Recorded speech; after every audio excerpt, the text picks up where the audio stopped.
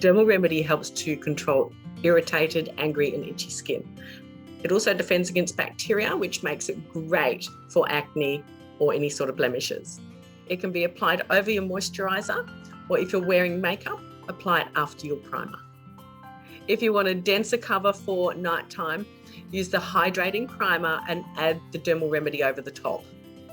I'm going to apply makeup today, so I have just added the hydrating primer before my Dermal Remedy. As with all of our powder products, I'm going to be working out of my lid.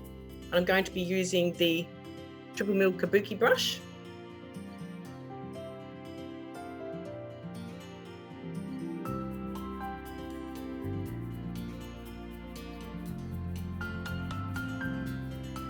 Adding some more product.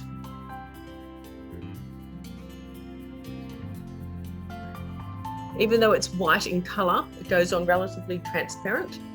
My skin can still breathe, heal and function naturally. I know I'm protected and it's settled any redness and itching or any psoriasis that I can get on my skin. And I've also got a nice coverage of natural sunscreen as well.